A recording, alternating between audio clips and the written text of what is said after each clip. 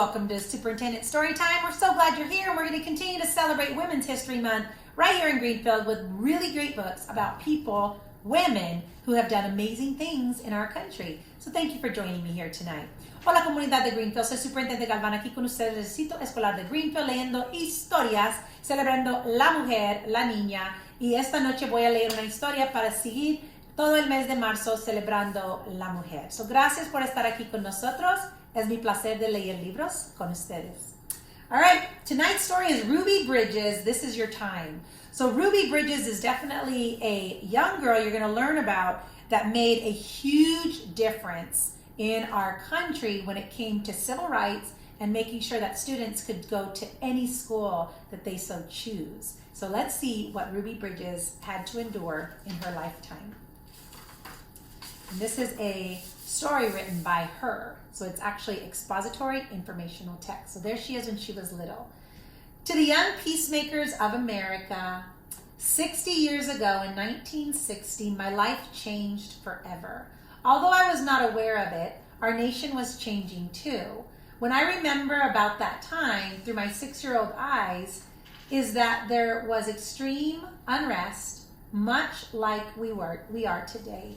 I was chosen to be the first black child to go to an all-white school, the William Frantz Elementary in my hometown of New Orleans. I did not know that I had stepped into the history books. And there she is on the Capitol of Washington, D.C. For my whole first grade year, I had to be escorted to and from school with federal marshals, which is law enforcement, under the order of the President of the United States, because people were afraid for my safety. So there you see her being escorted to her classroom because they were afraid something would happen to her.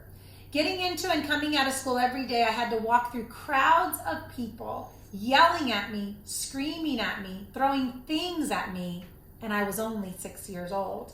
They were against the integration of blacks and white children going to the same school. I had been so excited to meet and make new friends at a school, but that was not what other people wanted. It was difficult. It was a difficult decision to both my parents, and we agreed that going to school along with the marshals, especially for my dad, was necessary. My father, like most dads, wanted nothing more to protect his little girl, but as a young black man, it was not safe for him to walk with me to school. My father loved me so much, more than I would ever know, and I felt that he was my own hero, and he wanted me to be able to go to any school. He was also a real hero, having received a Purple Heart for bravery while serving over in the Korean War, but he did not return to a hero's welcome. There was little work given to young blacks then. When I arrived at this all-white school, that was my first day, all the white parents rushed in and pulled out their kids. They didn't want their child going to school with me. But why? I did not understand that. I was only 6 years old, and I was just a little girl. They had never met me and didn't know anything about me. Some teachers even quit their jobs because they didn't want to teach black children during that time. My teacher, though, Barbara Henry, she came all the way from Boston to teach me. For the entire year, her and I were the only ones in the class. She taught me and showed me how school was all about. We never missed a day together in that whole year, and we knew we had to be in school for each other. I felt safe and loved, and that was because of Mrs. Henry, who was my teacher, and she would help me and make sure that I learned everything I needed to learn. Outside of the classroom, though, the world seemed like a very violent place.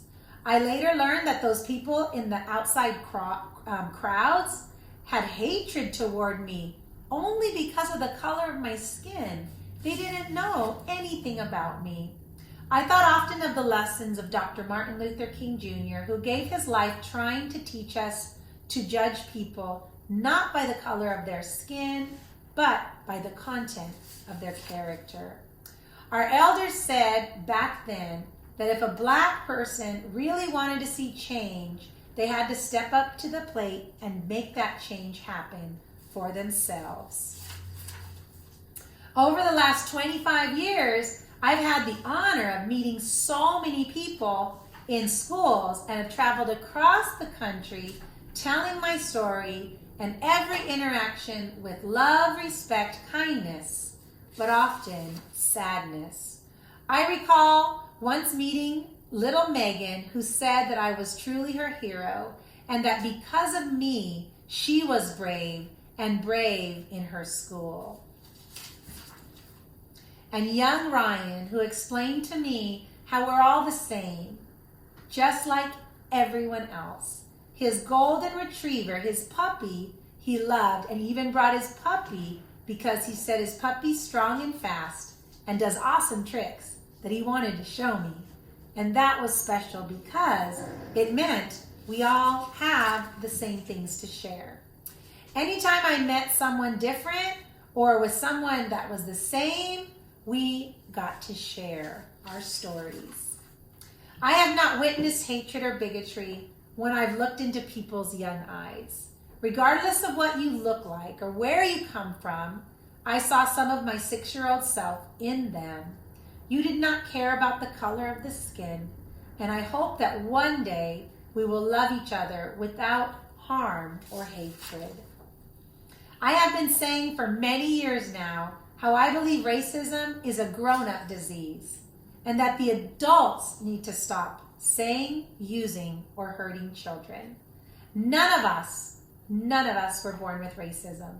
It is something that is taught. In so many ways, we have failed to make sure that our children are served and that they respect each other. I have always believed it is our role as grown-ups to guide, to lead, and to teach our children, just as you must do as you grow up.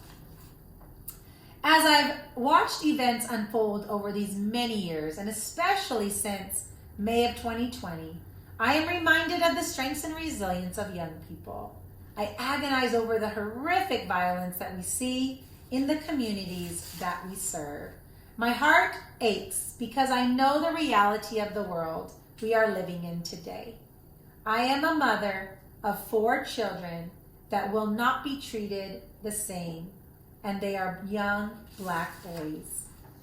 The lesson of this to every child, though, is to support each other, to understand and to cherish what we have, and to honor and to use our hearts and our experiences to support those who have lost their lives.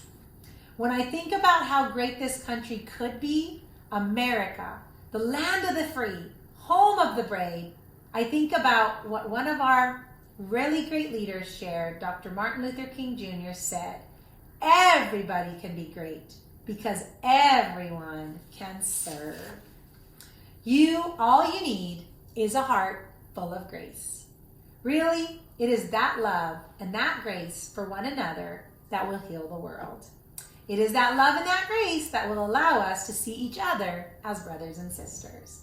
It is that love and grace that will allow us to respect the many ways that has made us unique and will also help support us in our journeys. The stepping stones towards America we know we can be. United, one nation, indivisible, with liberty and justice for all. And that's our story for you tonight. Ruby Bridges is just a phenomenal person. I'll show you. That's when she was 6, and that's her today. She was a brave little girl walking to school every day, even though people yelled at her. That takes resilience. Thanks so much for joining me here tonight. I wish you a wonderful, restful night, and I'm going to send you a great big bear hug from our family to yours.